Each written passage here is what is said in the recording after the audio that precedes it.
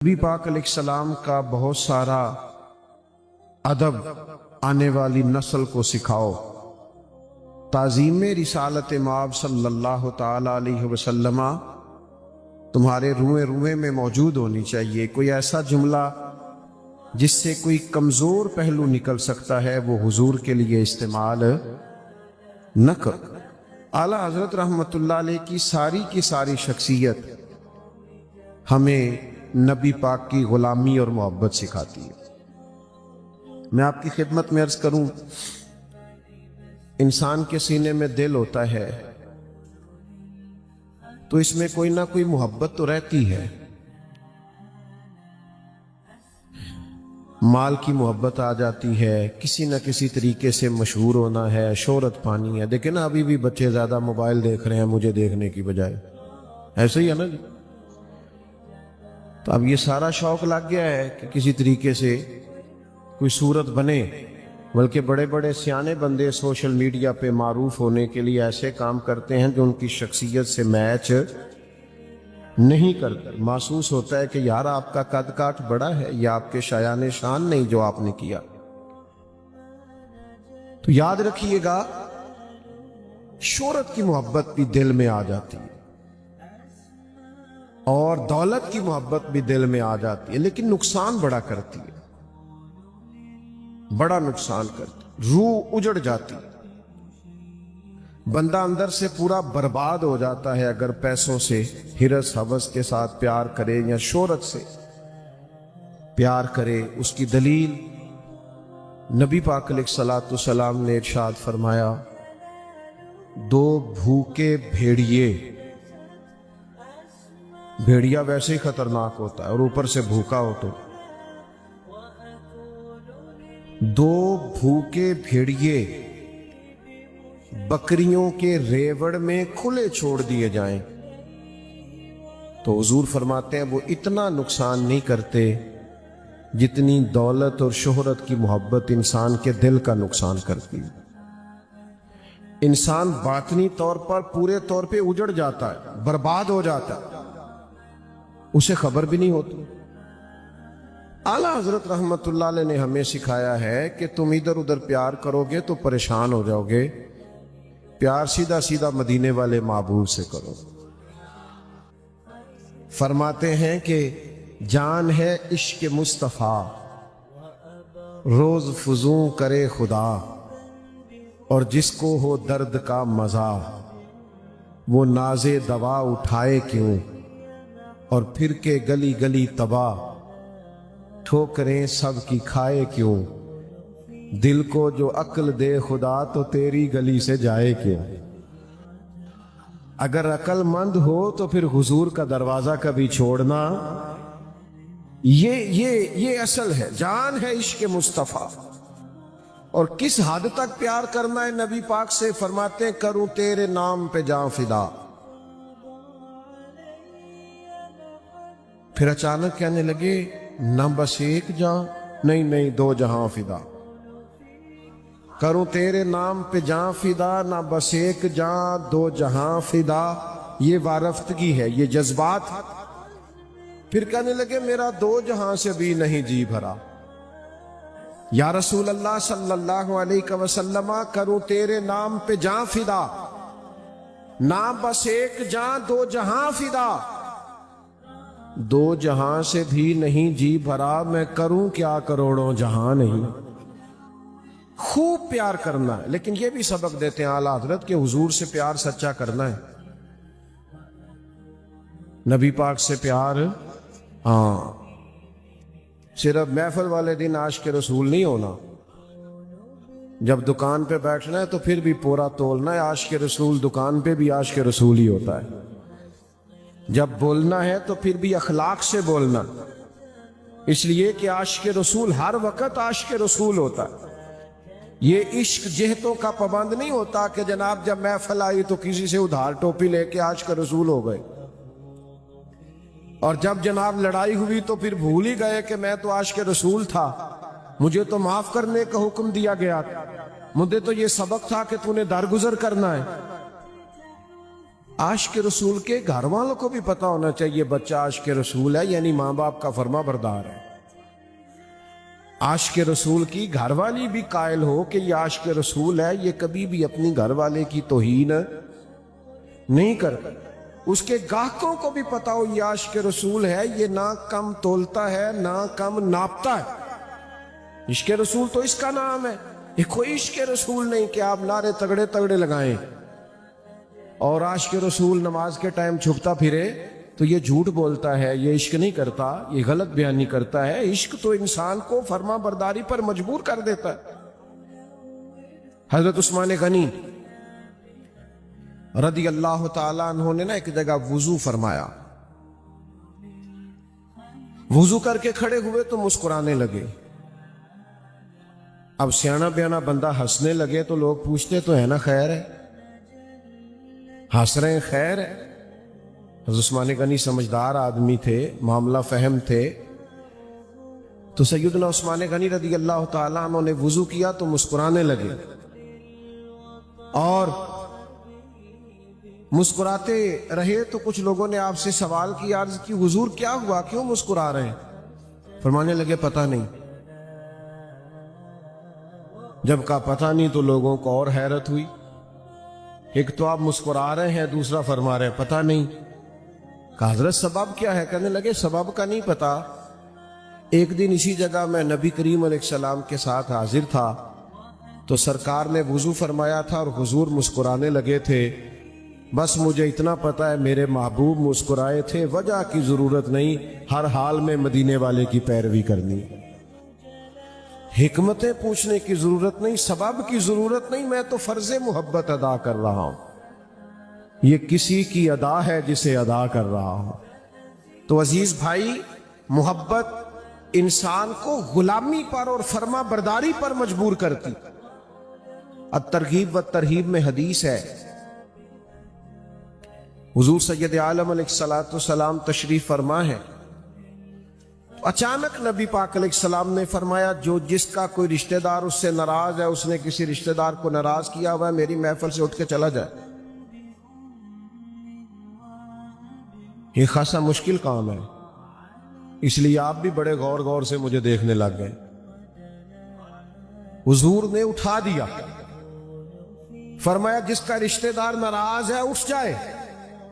تو ایک نوجوان اٹھ کے چلا گیا، تھوڑی دیر کے بعد واپس آیا، عرض کرنے لگا یا رسول اللہ میری ایک عزیزہ ناراض تھی، میں راضی کر کے آیا۔ تو نبی پاک علیہ السلام نے فرمایا جس محفل میں بلا وجہ، بلا جواز، بلا عذر شرعی رشتے توڑنے والا موجود ہو، وہاں اللہ کی رحمت نازل نہیں ہوتی، اس لیے میں نے اٹھا دیا۔ اور میرے دوستو، وہ فوراً گئے، اپنی خالہ پھپھو یا جو بھی ان کی عزیزہ ناراض تھی راضی کر کے آئے، اس لیے کہ انہیں پتا تھا ہم اپنے عزیزوں کو راضی نہیں کر رہے، ہم تو مدینے والے کو راضی کر رہے ہیں، ہمیں حضور سے پیار ہے، ہر وہ کام کریں گے جو کام کرنے کا اللہ کے رسول نے ہمیں حکم دیا۔ اعلیٰ حضرت بریلوی رحمت اللہ علیہ کے پاس ایک شاعر آئے، اپنے شعر لکھ کے لائے، اشعار، انہوں نے حضور کی نعت میں اشعار کہے تو وہ لکھ کے لائے۔ تو ان کا مفہوم یہ تھا کہ یا رسول اللہ صلی اللہ علیہ وسلم، میں نا ساری رات آپ کی یاد میں تڑپتا رہتا ہوں، مجھے نیند نہیں آتی، میں بے چین رہتا ہوں، میرا دل بڑا پریشان رہتا ہے، یہ شعروں کا مفہوم تھا۔ اعلیٰ حضرت رحمت اللہ علیہ پڑھنے کے بعد فرمانے لگے آپ واقعی ساری رات نہیں سوتے، واقعی ساری رات تڑپتے رہتے ہیں؟ کہنے لگے جی نہیں، یہ تو شعر ہیں۔ تو فرمانے لگے حضور کی بارگاہ میں جھوٹ بولتے ہیں، یہ دروازہ رسول ہے صلی اللہ تعالی علیہ وسلم، آپ وہاں کلمات تول کے بولیں گے، وہی کہیں گے جو آپ کے اصل جذبات ہیں۔ یہ کیا بات ہوئی کہ میں بہت بڑا عاشق رسول ہوں لیکن داڑھی رکھ لو؟ کہتا ہے وہ ابھی آپ دعا کریں پھر میں رکھوں گا۔ میں بڑا عاشق رسول ہوں تو سچ بولا کرو، کہتا با کام نہیں چلتا۔ میں بڑا عاشق رسول ہوں تو بھائی صلہ رحمی کرو، تو کہتا بس دعا کرے رشتہ دار ظالم ہی بڑے ہیں۔ او بھائی جب آپ عشق رسول کا دعویٰ کر رہے ہیں پھر آپ کو بدلنا پڑے گا، خالی دعووں سے کوئی تسلیم نہیں کرے گا۔ یعنی ایک آدمی کہتا ہے ابا جی مجھے آپ سے پیار بڑا ہے، بڑا پیار، پر اگر آپ کو کپڑے چاہیے تو بڑا بھائی لے کے دے گا۔ پیار مجھے آپ سے بڑا ہے پر اگر آپ کو دوائی چاہیے تو دوائی بڑا بھائی لے کے دے گا۔ پیار مجھے زیادہ ہے آپ سے، میری جان بھی آپ پہ قربان ہے، لیکن اگر آپ کو ہاسپٹل جانا ہوا تو وہ میں نہیں لے کے جاؤں گا، وہ بڑا بھائی۔ تو میرے خیال ہے ابا جی نے کہنا پتر تو پیار بھی کھول ہی رکھ، اس واسطے کہ اگر سارے کام اسی نے کرنے ہیں تو پھر یہ تو خالی یعنی ایسا عشق رسول کا دعویٰ جس میں نماز بھی نہیں، عبادت بھی نہیں، ریاضت بھی نہیں، تقوی بھی نہیں، اخلاق بھی نہیں، کردار بھی نہیں، ایک ایسا دعویٰ۔ اعلیٰ حضرت فاضل بریلوی رحمت اللہ تعالی علیہ سبق یہ پڑھاتے ہیں کہ عاشق رسول بنو پر سچے والے بنو۔ ان کا اپنا عمل یہ تھا کہ سنت ہے سیدھے ہاتھ سے لینا دینا، تو مسجد میں آتے تھے تو سیدھا قدم رکھتے تھے، اور پھر جس صف میں قدم رکھتے تھے سیدھا قدم رکھتے تھے، اس لیے کہ یہ رسول کائنات کی سنت، نبی پاک کا طریقہ ہے، یہ ایسا بہترین مستحب عمل ہے جس سے اجر ملتا ہے۔ تو بھائی اپنے آپ کو سنوارنا، اپنے کردار کو سنوارنا، پھر اس سے بڑی بات جو اعلیٰ حضرت بریلوی رحمت اللہ نے ہمیں سکھائی ہے وہ یہ ہے کہ مسلمانوں کو علم دین سے وابستہ ہونا چاہیے۔ اعلیٰ حضرت رحمت اللہ علیہ کا سارا کام علمی ہے، سارا۔ 1000 سے زیادہ کتابیں آپ نے لکھی ہیں، اور مختلف علوم پر یعنی 100 سے زیادہ علوم پر ان کی کتابیں۔ یہ جو نوجوان تھوڑے سے ماسٹر کی ڈگری رکھنے والے ہیں، گریجویشن سے اوپر ہیں، وہ میری بات پر غور کریں، آپ سرچ کریں، کسی وقت آپ کو ملے گا کہ ان پر کتنی زیادہ پی ایچ ڈیز کے مقالہ جات لکھے گئے۔ ان کی ایک ایک کتاب پر لوگوں نے تحقیق کی ہے تو پورا پی ایچ ڈی کا مقالہ لکھا گیا۔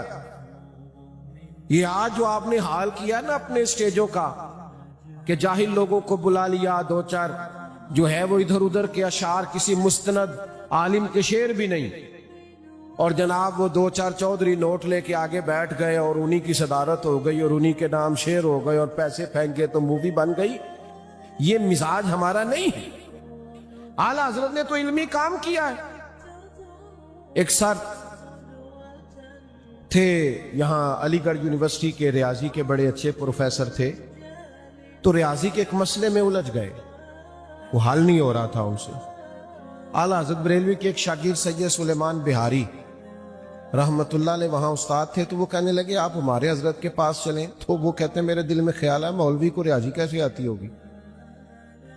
نہیں نا کچھ لوگ مانتے۔ مولوی صاحب کہتے ہیں میں درس نظامی پڑھا ہوں، تو کہتے ہیں نہیں تھوڑی تعلیم کی نہیں، کہتے نہیں درس نظامی کیتا نہیں، وہ تو ٹھیک ہے تعلیم کی نہیں۔ اچھا اس کی نظر میں تعلیم وہی ہے جس نے 4 دفعہ سیپلی دے کے میٹرک پاس کیا ہو اور ایک آدھ پیپر میں سٹار بھی ملا ہوا ہو، وہ تعلیم ہے۔ اور جس نے پورا درس نظامی پڑھا اسے کہتے ہیں یار دسو تعلیم کی نہیں۔ کیا تعلیم کس کا نام آپ نے رکھا ہے؟ یہ میرا موضوع نہیں اور اتنا ٹائم نہیں، ورنہ میں تھوڑا سا اس پر بھی روشنی ڈالتا۔ آمدام برسر مطلب مانتے تو نہیں نا لوگ کہ مولوی بھی پڑھا لکھا ہے، تو کہا آپ چلیں نا میرے ساتھ اعلیٰ حضرت کے پاس۔ تو کہتے ہیں چونکہ میرے دل میں تھا کہ مسئلہ تو حل ہونا نہیں، تو میں تو اس مسئلے کے لیے ملک سے باہر جا رہا ہوں، کسی بڑی یونیورسٹی میں جا کے ریسرچ کروں گا۔ تو چونکہ میرے وہ کلیگ تھے، اکٹھے کام کرتے تھے، تو میں نے کہا چلیں ٹھیک ہے میں آپ کے ساتھ چلوں گا۔ کہتے ہیں عصر کے بعد بریلی شریف حاضر ہوئے، اعلیٰ حضرت باہر بیٹھتے تھے، لوگوں کے سوالات کے جوابات دیتے۔ پروفیسر صاحب آئے، کہا حضرت میرا یہ مسئلہ ہے ایک ریاضی کا۔ تو اعلیٰ حضرت نے اس کو دیکھا، یہ نوجوان توجہ کریں ذرا، تو ایک کاغذ قلم منگایا، چند لائنیں لگائیں۔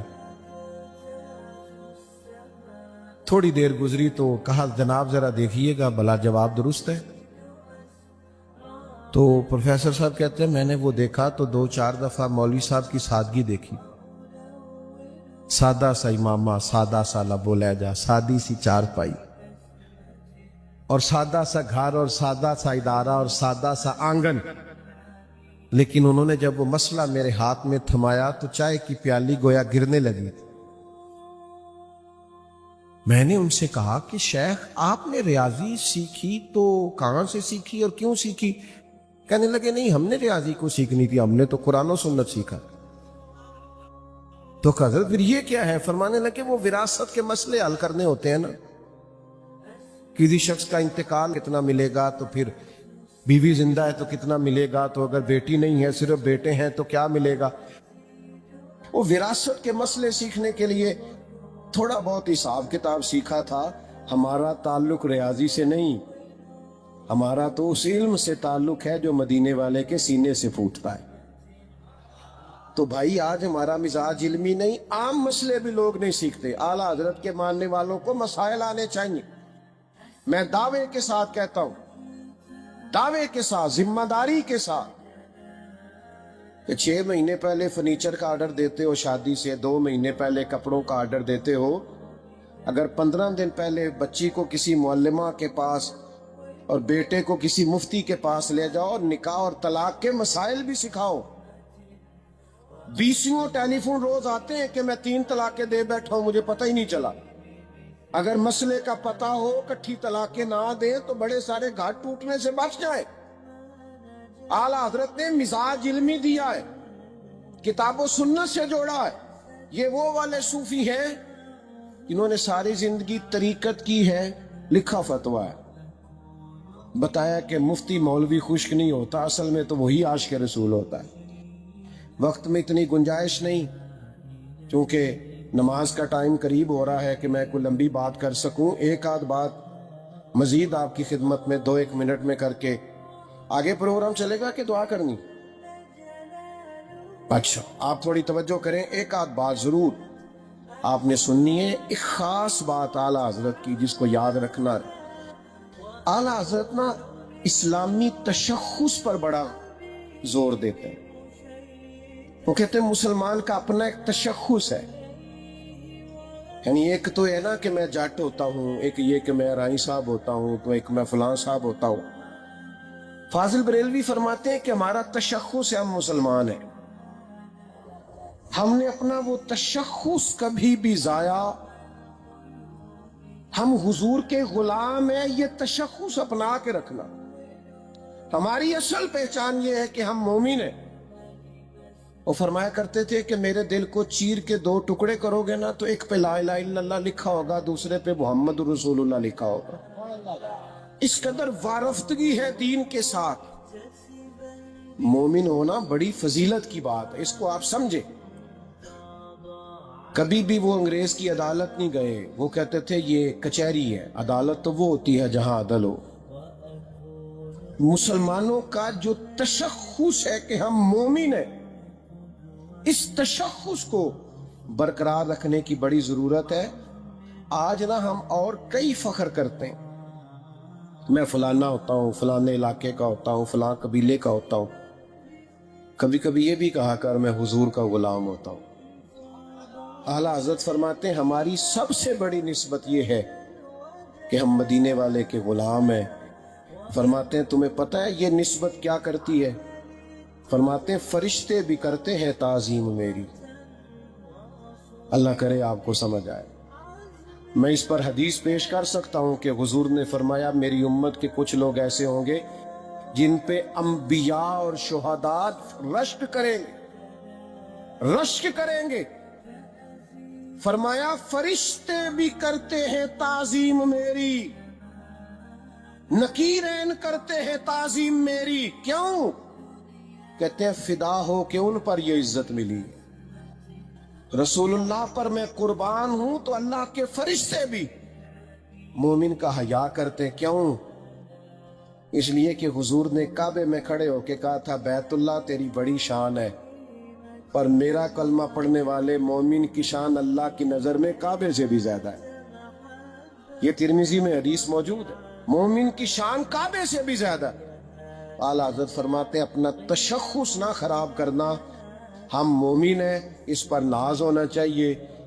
انسان کو کبھی کبھی 2 نفل اس لیے بھی پڑھ لینے چاہیے، شکر ہے اللہ کا میں مسلمان ہوں۔ یہ ضرور اپنی زندگی میں چیز پیدا کریں، جب آپ مومن ہونے پر فخر کریں گے کلیجہ بڑا ٹھنڈا ہوگا، بہت ساری مایوسیاں ویسے دور ہو جائیں گی۔ آپ کی خدمت میں عرض کرنی ہے، اللہ تعالیٰ نے قرآن مجید میں ہمیں یہ حکم دیا ہے کہ یا ایھا الذین آمنوا اتقوا اللہ وکونوا مع الصادقین، فرمایا اے ایمان والو اللہ سے ڈرو اور سچوں کی سنگت اختیار کرو۔ سوسائٹی میں، ماحول میں بہت سارے ایسے لوگ آ جاتے ہیں جو انسان کے رویے پر، اس کے لب و لہجے پر، اس کے اخلاق پر اور سب سے بڑھ کے اس کے عقائد پر بڑا سخت اثر ڈالتے ہیں۔ آپ کسی بھی ایسے شخص کے پاس بیٹھنے لگ جائیں جو معاذ اللہ کسی صحابی کا بے ادب ہو یا اہل بیت اطہار میں سے کسی کے بارے میں سوء ظن رکھتا ہو معاذ اللہ، تو وہ آپ کے نظریات کو بگاڑ دے گا، شخصیت پر اثر برا ڈالے گا۔ ہم دیکھتے ہیں کہ دنیا میں جتنے بھی لوگ بگڑتے ہیں وہ بری صحبتوں کی وجہ سے بگڑتے ہیں۔ ہمارا خیال ہے یہ معمولی سا مسئلہ ہے، حالانکہ یہ اتنا گہرا مسئلہ ہے کہ نبی کریم علیہ السلام نے فرمایا کہ انسان اپنے دوست کے دین پر ہوتا ہے۔ انسان کا وہی مذہب، وہی نظریہ، وہی عقیدہ ہوتا ہے جو اس کے دوست کا ہوتا ہے۔ لہذا فرمایا سوچ کے دوست بنایا کرو، غور کیا کرو تمہارا دوست کون ہے۔ اعلیٰ حضرت بریلوی رحمۃ اللہ تعالی علیہ کا کمال یہ ہے کہ آپ بڑی دیانتداری کے ساتھ ان کی کتب کا مطالعہ کریں۔ اعلیٰ حضرت نے ہمیں سمجھایا یہ ہے کہ کسی کی بے ادبی نہیں کرنی، اللہ تعالیٰ کے لیے بھی کمزور لفظ استعمال نہیں کرنا۔ یا اعلیٰ حضرت سے کسی نے کہا کہ اللہ کو میاں کہہ سکتے ہیں؟ اللہ میاں کہتے ہیں نا بعض لوگ، تو فرمایا یہ اللہ کی شان کے لائق نہیں، اللہ کو جل جلالہ کہو، اللہ کو اللہ تعالی کہو، اللہ کو عز و جل کہو۔ جو جملہ یا لفظ یا حرف اس طرح کا ہے کہ جو عام بھی کسی کے لیے استعمال ہوتا ہے وہ اللہ تعالیٰ کی شان کے لائق نہیں۔ یہی سبق انہوں نے ہمیں پڑھایا ہے کہ نبی کریم علیہ السلام کی عالی مرتبت ذات کے لیے جب جملہ استعمال کرو، فکرہ استعمال کرو، لفظ استعمال کرو تو بڑا خوبصورت جملہ تلاش کر کے حضور کے لیے لاؤ۔ اللہ تعالیٰ توفیق عمل عطا فرمائے۔ اللہم صلی علی سیدنا و مولانا محمد معدن الجود والکرم وآلہ وبارک وسلم۔ اللہ تھوڑے سے وقت میں اتنی بڑی تعداد میں مسلمان جمع ہوئے، ہمارا جمع ہونا قبول فرما۔ بیٹا بیٹھ جاؤ، سارے بیٹھ جاؤ، شاباش۔ دعا تو عبادت کا مغز ہے، سب تشریف رکھیں، اللہ جزا دے۔ اے اللہ ہم سب کے گناہوں کو معاف فرما، ہماری غلطیوں سے درگزر فرما، ہمارے علم کو نافع فرما، اعمال کو خالص فرما۔ اللہ اس قصبے کو، اس بستی کو ہمیشہ آباد رکھنا، بسنے والوں کو آپس میں پیار، محبت، اتفاق اور احترام عطا کرنا، جو بیمار ہیں انہیں شفا دے دے، مقروضوں کو قرضوں سے رہا کر دے، جو نوجوان بے روزگار ہیں ان کے لیے رزق کے وسیع مواقع فراہم فرما دے۔ اللہ دنیا ہو یا آخرت ہو پردہ پوشی فرما۔ جن دوستوں نے یہ خوبصورت محفل سجائی، جو تشریف لائے، سب کو دنیا اور آخرت کی برکتیں عطا فرما۔ ہمارا خاتمہ ایمان پہ فرما، ہمارا خاتمہ ایمان پہ فرما۔ صبح قیامت کی ذلت سے ہمیں محفوظ فرما، اول آخر ظاہر باطن خیر فرما۔ رب اغفر وارحم وانت خیر الراحمین، وصلی اللہ تعالی علی حبیبہ محمد۔ السلام علیکم۔